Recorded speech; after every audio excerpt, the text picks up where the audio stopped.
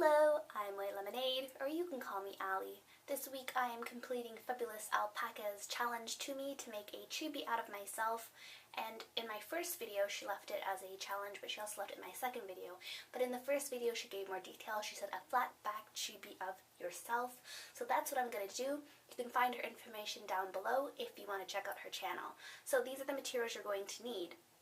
I am using a scalpel or a hobby knife. I've got my cold porcelain already mixed up, beige, black, and purple. And I've got a Q-tip, rubbing alcohol, and a transferable image. This is a little image of myself that I drew. I'm building upon my tutorial from last week in which I made a little transferable chibi, but if you want to find that, you can click the screen now, or the link will be down below. I'm going to go ahead and roll out my beige clay. I almost forgot to thank you guys for leaving your challenges down below in my last week's video. Thank you, well, last week's video. So thank you very much, and I really appreciate it. And please continue to leave your challenges down below. Maybe I'll complete your challenge next video. Alright, so I've got my cold porcelain that's beige rolled out here. I still have my image, and I've got my rubbing alcohol and a Q-tip. I'm just gonna soak my Q-tip whilst I take my little drawing of myself. And this is just lined in an ink pen, like last week's video. If you want to find out more information how I did this, just please check out the tutorial that I did previously. So I'm going to place it on my clay, or actually I'm going to place my clay on top because I think that's a bit easier.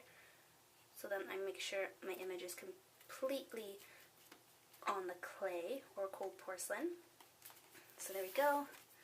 And now my image is on there, and I'm going to take it out of the frame.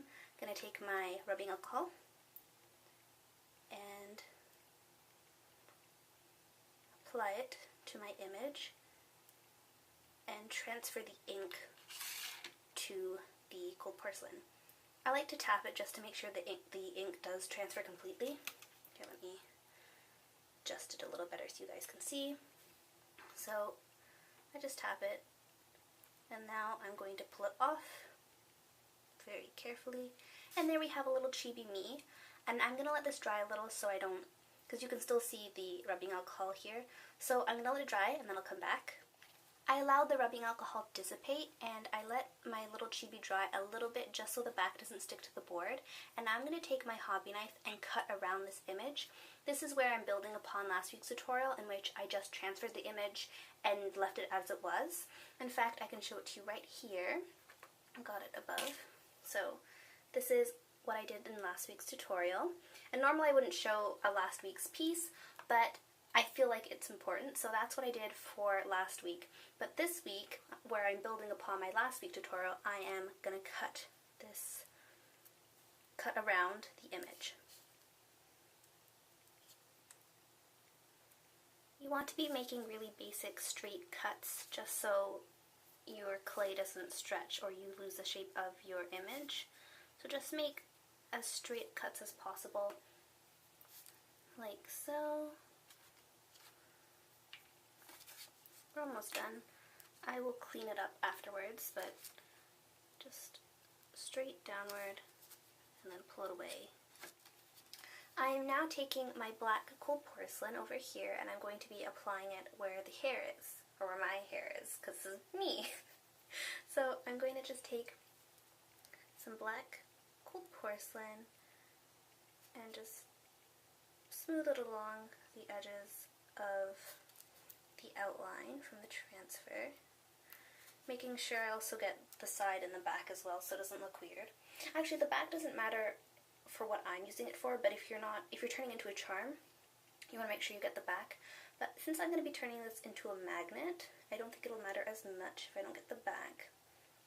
Since the magnet I'm using looks like this, it's a strip one, so you peel off the back and then stick it to your piece, and I'm going to be using my cold porcelain one here. I actually ended up doing the back, and I added a little bit of purple down below since my hair does have purple in it. It's like a purpley pink, and I'm just going to take my hobby knife and just press along to create texture to the hair so it's not just all flat. A couple more lines, and there we go. Finish texturing the hair. Like I said, if you are not making this into a flat back and making it into an actual charm, you want to do the back as well. But since I'm not, I did the sides, and made sure it looked really nice. So here's our little chibi. Now I'm going to let this dry. So my little chibi has had ample time to dry, so now I'm going to take this magnet, which I cut to size, and apply it to the back of my chibi. As you can see here, it's got a sticky backing, and I'm just going to place that on the back and turn my chibi into a little magnet. So I'm going to go stick this on my fridge, but thank you so much for watching. I hope you enjoyed this video. Please leave me your challenges down below, and until next time.